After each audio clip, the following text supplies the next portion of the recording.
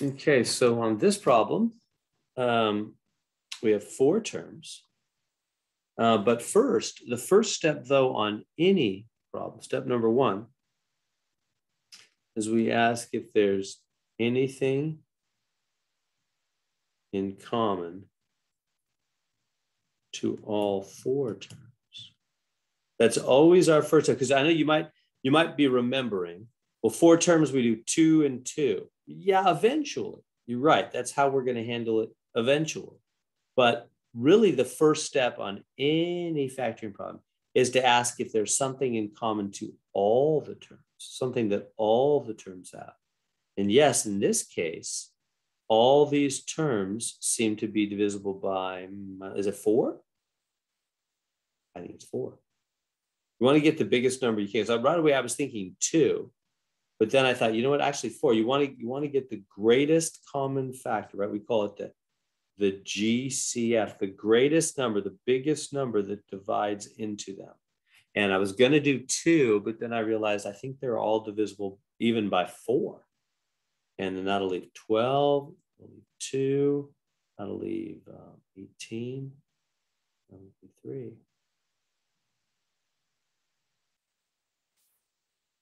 They're all divisible by 4. Okay. And so that's our first step. So what do you do with that? You put the GCF 4 in the front, and then the one big parenthesis with the 4 terms inside, with the minuses and the pluses and the minuses in between, and you find out what goes on the inside to make it go back to the original. Okay, so I'm going to put that 12 in the front, one big parenthesis, 4 terms on the inside, minus between the first 2, then a plus, then a minus, just like the original. Okay, and then here we go. 12 times what will go back to 48x cubed? Well, it's going to be the 12 right there, right? Well, why did I put 12 in the front? What am I doing? It's 4. 12, 4. That's the Jews. Okay, let's try again. 4 times 12 x cubed. Yeah? And 4 times 2 x squared goes back to 8. 8, back to 48 there. And 4 times 18, x will go back to 72x. And 4 times 3, go back to 12. All right, there's step 1. Take out what's in common. Like that.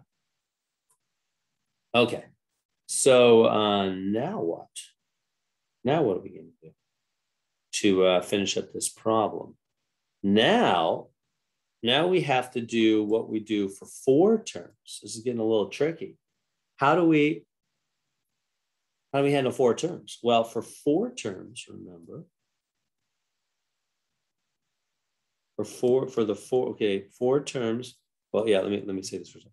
Leave the 4 in the front, the GCF. Leave the GCF, the greatest common factor, 4 in the front. And factor the 4 terms inside by a 2-2 split. What do I mean? I mean these 2 and these 2. So leave the 4 in the front.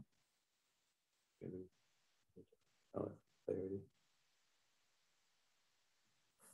so these 2 and these 2. So leave the 4 in the front. And I'm going to go ahead and then put, I'm going to put brackets. Parentheses and brackets are the same thing. They just look different. But sometimes it's nice because I'm going to have 2 things going on here. I'll show you. I'm just going to change these to brackets, and I'm going to do first 2, last 2. How do I do these first 2? Just forget about everything else in the world here but these 2 terms. How do you factor just those 2? What do just those 2 have in common? 2x squared. Just those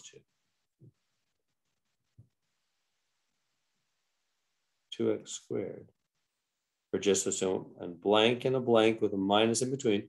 Right? So if I divide, so 2x squared times 6x, we'll go back to 12x cubed, and 2x squared times x, we'll go back to 2x squared. Oh, no, not x, 1. Get straight. 1. Go back to 2x squared. Right? Let me pause there with you for a minute. You see what I just did? I did just those first two. That's what it means by doing a 2-2 split. That's what we do with 4 terms. First two, last two. So those first two, they have in common 2x squared, right? 2 goes into 12 and 2. They're both divisible by 2. And you take the lower power, x cubed, x squared, take out x squared. So 2x squared is the greatest common factor for just these two. It's not, we already did 4 is the greatest thing that goes into all 4 terms. And we took that out of all 4 terms. But now the first 2 terms, they have in common 2x squared. Take it out, leave 6x minus 1. And then the last 2 terms, now we're just going to do these last 2 right here. What goes into 18 and 3? Well, 3. We know that plus sign that's in 3. Put a parenthesis, minus in the middle. 3 times 6x, 3 times 1.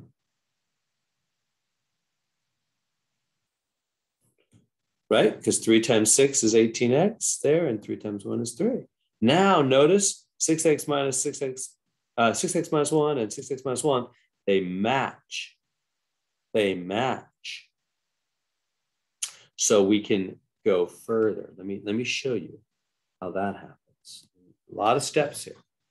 Step number 3. So the inside, we're dealing with the inside. So again, leave the 4 in the front. It's just sitting there. And the inside,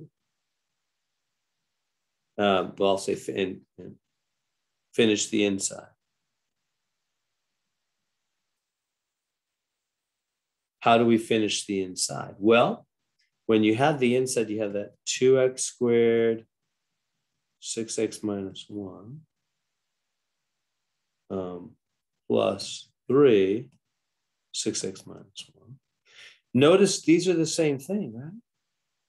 Imagine if that was like a W. Remember how we've done this in the past? Imagine that was just like a big W, right? There, it's the same in both cases. It's 6x minus 1, 6x minus 1. So it's like it's WW. What would you do if you had 2 terms that both had a W like that? You would say, oh, they both have a W.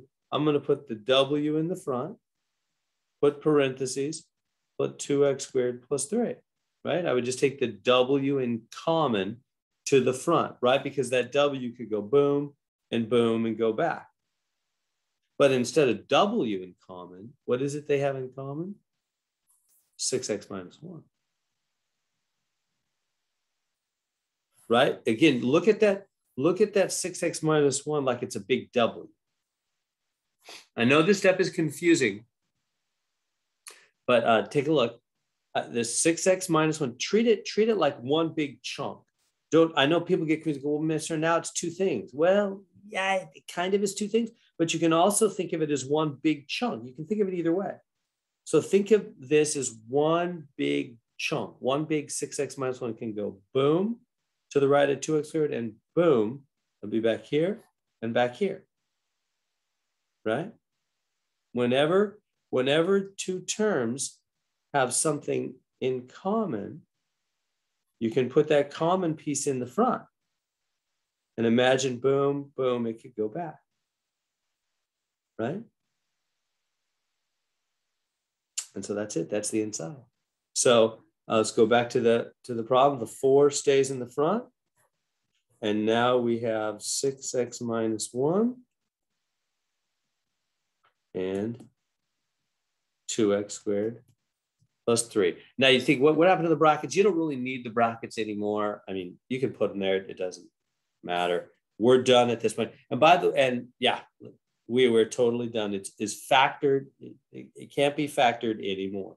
And you could switch the order. You could put the 6x minus 1 in the back and 2x squared in the front. The order never matters. So there is our final answer. after all is said, well, let me just leave it. There it is. The answer. So let me recap really quick because I know that had a lot of steps to it.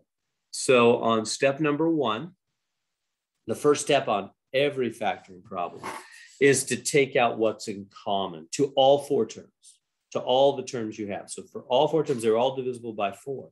We divide them all by 4, put the 4 in the front, that left these 4 on the inside. And then for 4 terms, we do a 2-2 split on the inside here. First 2, last 2. So the first 2, I factored them, last 2 factored them. And then I noticed we have something in common here. What do we do? So I kind of brought it over here. And I said, look, when you have 2 terms on the inside here with something in common, you take that common element and put it in the front, 6x minus 1. Remove it, bring down the 2x squared and the 3. There it is. There we go.